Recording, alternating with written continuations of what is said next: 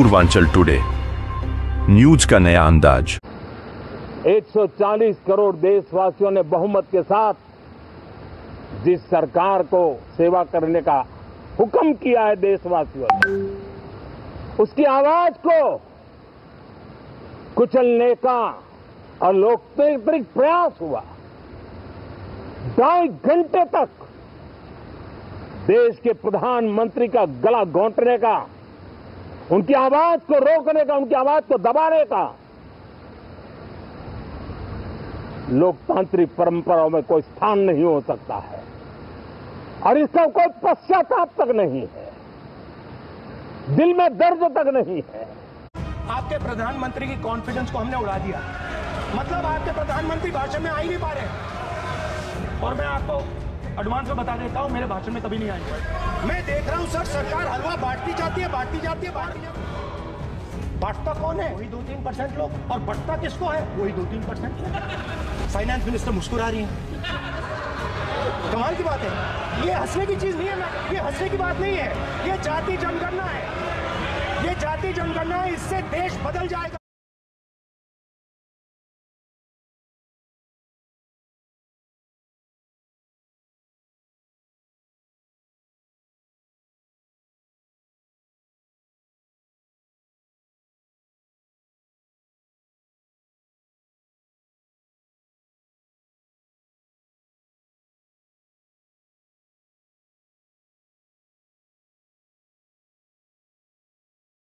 Budget का जो हलवा है सर, ये बट रहा है। और इस फोटो में सर मुझे एक ओबीसी अफसर नहीं दिख रहा, एक आदिवासी अफसर नहीं दिख रहा, एक दलित अफसर नहीं दिख रहा मुझे। ये हो क्या रहा है सर? सर देश का हलवा बट रहा है सर, और इसमें 73% का एक है ही नहीं। सर ये आप लोग हलवा खा रहे हो और बाकी देश को हलवा मिल ही नहीं रहा है। ठीक है सर, 20 अफसरों ने बजट को तैयार किया, हमने पता लगाया है। 20 अफसर, शांत हो जाइए प्लीज सर। 20 अफसरों ने, उनके नाम मेरे पास है, अगर आप नाम चाहते मैं दे दूंगा। 20 अफसरों ने हिंदुस्तान का बजट तैयार किया है। मतलब हिंदुस्तान का जो हलवा है 20 लोगों ने बांटने का काम किया है। अब स्पीकर सर, उन 20 लोगों में से 90% लोगों में से 90% लोगों में से सिर्फ 2 हैं, एक माइनॉरिटी और एक ओबीसी। और इस फोटो में एक भी नहीं है। मतलब फोटो में आपने पीछे कर दिया, फोटो में तो आने नहीं दिया आपने। कोई नहीं आ सकता। और मैं चाहता था कि बजट में जाति जनगणना की बात उठे, जो पूरा देश चाहता है। 90% हिंदुस्तान जाति, 95% जाति जनगणना चाहता है। कौन चाहते हैं? दलित चाहते हैं, आदिवासी चाहते हैं, पिछड़ा वर्ग चाहता है, गरीब जनरल कास्ट के लोग चाहते हैं, माइनॉरिटी चाहते हैं, सब चाहते हैं। क्योंकि सब लोगों को यह पता लगाना है कि हमारी भागीदारी कितनी है, हमारी हिस्सेदारी कितनी है।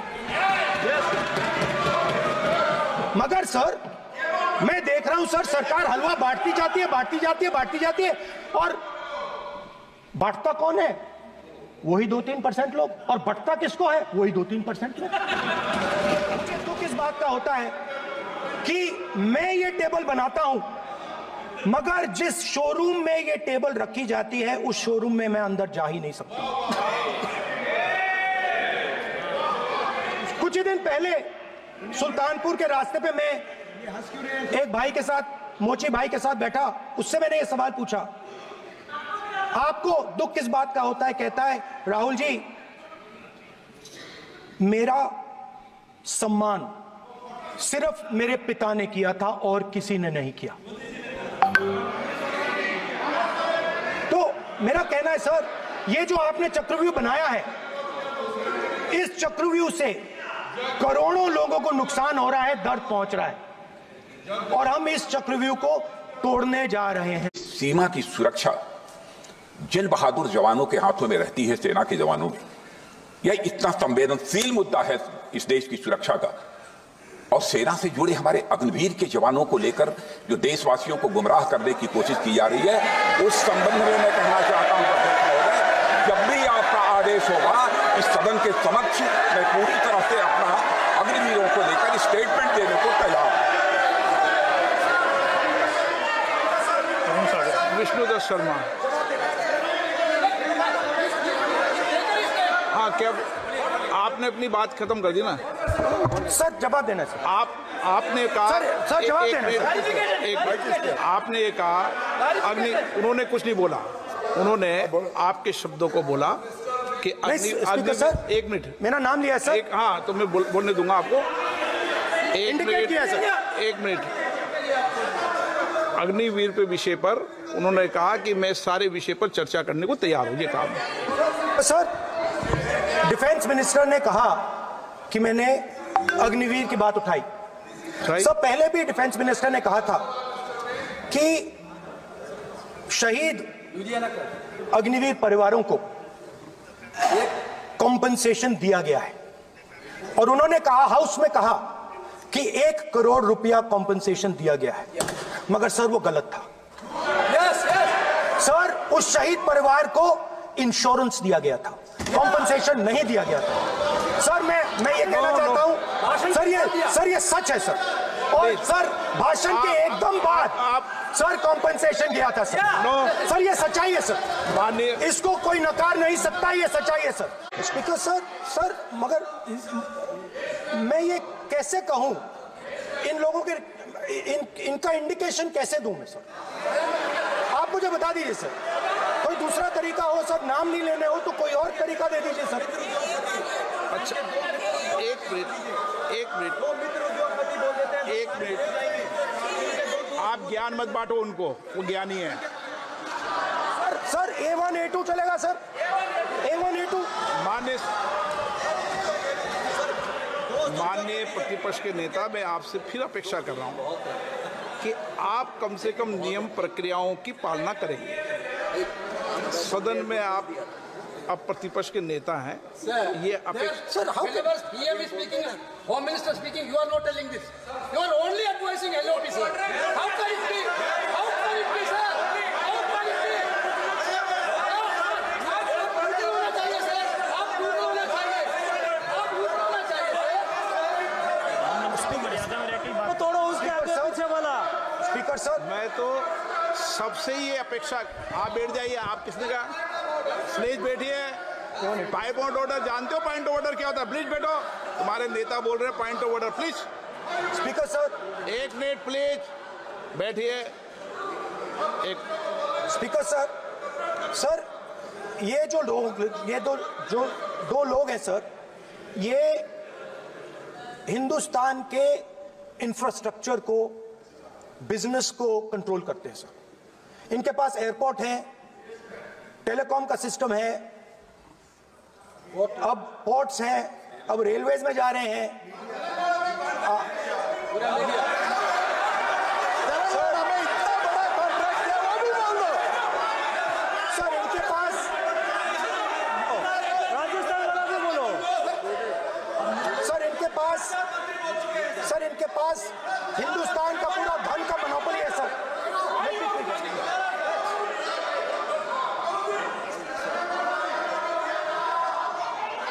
सर इनके पास हिंदुस्तान के धन की मोनोपोली है।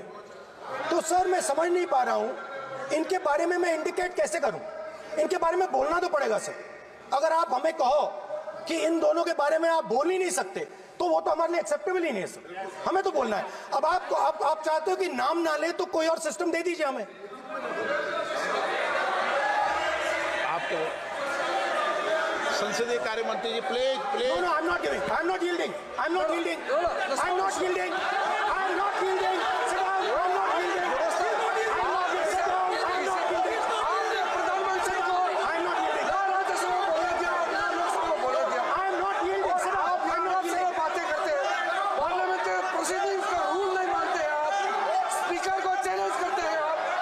आपको नियम मालूम नहीं है। इस सदन का सदस्य होने के नाते नियम जानना जरूरी है। नेता प्रतिपक्ष को सदन का नियम के बारे में पता नहीं है, ये बहुत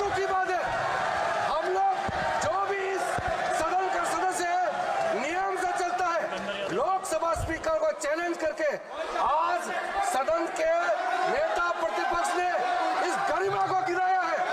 ऐसा नहीं चलता है।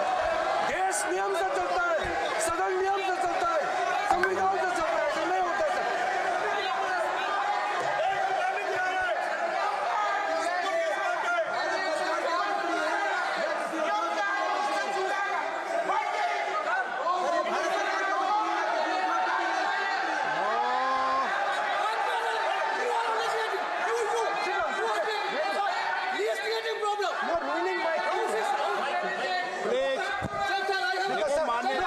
माननीय प्रतिपक्ष के नेता, आपके सदस्य आपको नहीं बोलने देना चाहते हैं। डिस्टर्बेंस वो कर रहे हैं। Sir, I understand. बैठ के टिप्पणी कर रहे हैं। सर, मैं समझता हूं। एक मिनट, वो बैठ कर टिप्पणी कर रहे हैं, कोई सदस्य खड़ा है, यही आपको डिस्टर्बेंस कर रहे हैं सबसे ज्यादा। सर, राहुल गांधी जी प्लीज, आपको नहीं बोलना है। Please Rahul Gandhi. Speaker sir, मैं बात समझता हूँ। प्लीज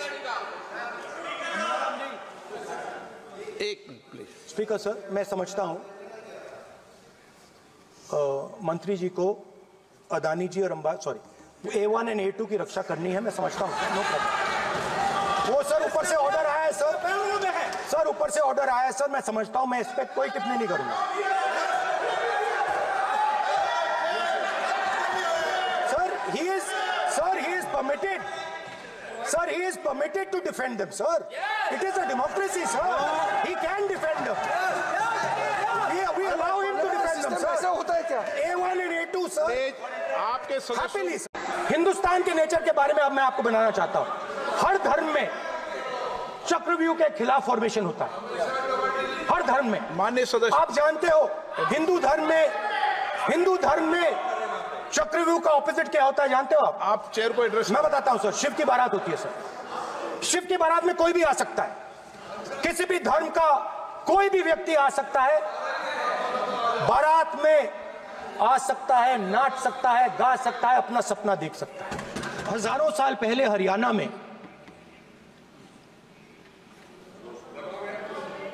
कुरुक्षेत्र में एक युवा को, अभिमन्यु को 6 लोगों ने चक्रव्यूह में मारा था। 6 चक्रव्यूह में फंसाकर मारा था। सर, चक्रव्यूह के अंदर डर होता है, हिंसा होती है, और अभिमन्यु को चक्रव्यूह में फंसाकर, ट्रैप कर 6 लोगों ने मारा। मैंने चक्रव्यूह के बारे में थोड़ी रिसर्च की और पता लगा कि चक्रव्यूह का एक दूसरा नाम होता है पद्मव्यूह, मतलब लोटस फॉर्मेशन। तो जो चक्रव्यूह होता है स्पीकर सर, वो लोटस के शेप में होता है, कमल के फूल के शेप में होता है। 21वीं सदी में सर एक नया चक्रव्यूह तैयार हुआ है स्पीकर सर, वो भी लोटस की शेप में है सर, और उसका चिन्ह प्रधानमंत्री जी अपनी छाती पर लगा के चलते हैं। सर, जो अभिमन्यु के साथ किया गया था, जो अभिमन्यु को चक्रव्यूह में फंसाया गया था, वही हिंदुस्तान के साथ किया गया है। हिंदुस्तान के युवाओं के साथ, हिंदुस्तान के किसानों के साथ, हमारी माताओं बहनों के साथ, स्मॉल बिजनेसेस के साथ, मीडियम साइज बिजनेस के साथ। सर, अभिमन्यु को 6 लोगों ने मारा था। उनके नाम द्रोणाचार्य, कर्णा, कृपाचार्य, कृतवर्मा, अश्वत्थामा और शकुनी। सर, आज भी चक्रव्यूह के बीच में 6 लोग हैं। सर, चक्रव्यूह के बिल्कुल सेंटर में, चक्रव्यूह में हजारों लोग होते हैं सर, मगर उसके बिल्कुल सेंटर में 6 लोग। पहला काम इस चक्रव्यूह ने क्या किया? जो हिंदुस्तान को रोजगार देते हैं, स्मॉल एंड मीडियम बिजनेसेस हैं, जो करोड़ों युवाओं को रोजगार देते थे, उन पर इस चक्रव्यूह ने आक्रमण किया। कैसे किया? नोटबंदी, जीएसटी और टैक्स टेररिज्म। आप लोग आतंकवाद की बात करते हो। पूरे देश में अगर कोई भी व्यक्ति छोटा बिजनेस चलाता है तो रात को उसको फोन कॉल आता है इनकम टैक्स डिपार्टमेंट से, जीएसटी से, और टैक्स टेररिज्म का वो शिकार बनता है। इस टैक्स टेररिज्म को रोकने के लिए बजट में आपने कुछ नहीं किया है। तो टैक्स टेररिज्म के कारण और ये जो आपकी नीतियां हैं, जो आपने कोविड के समय बड़े बिजनेसेस की मदद की और जो स्मॉल एंड मीडियम बिजनेसेस थे उनको खत्म किया, उसके कारण आज हिंदुस्तान के युवाओं को रोजगार नहीं मिल सकता है। सर, मिडिल क्लास जो है वो शायद इस बजट से पहले प्रधानमंत्री को सपोर्ट करता था। जब प्रधानमंत्री ने कोविड के समय उनसे थाली बजवाई थी तो उन्होंने दबाकर थाली बजाई, धड़ धड़ धड़ धड़ धड़ थाली बजा बजाई। हमें अजीब लगा, मगर प्रधानमंत्री ने मिडिल क्लास को ऑर्डर दिया तो मिडिल क्लास ने थाली बजाई। उसके बाद प्रधानमंत्री ने उसी मिडिल क्लास से कहा मोबाइल फोन की लाइट जलाओ, और मोबाइल फोन की लाइट जली। मिडिल क्लास ने, पूरे हिंदुस्तान में मिडिल क्लास ने मोबाइल फोन की लाइट जला दी। अब इस बजट में आपने उसी मिडिल क्लास के एक छुरा पीठ में मारा, दूसरा छुरा छाती में, एक इधर मारा और एक इधर मारा। इंडेक्सेशन जो आपने कैंसिल की वो पीठ में छुरा था, और जो कैपिटल गेन्स टैक्स आपने बढ़ाया वो छाती में छुरा। आपने long term capital gains tax को 10% से 12.5% किया, यहां छाती मारी, यहां छुरी मारी, और शॉर्ट टर्म को 15 से 20% छुरी मारी। दुख की बात है, मगर इसमें एक इंडिया गठबंधन के लिए एक हिडन बेनिफिट है। मिडिल क्लास अब आपको छोड़ने जा रही है और इस साइड आ रही है।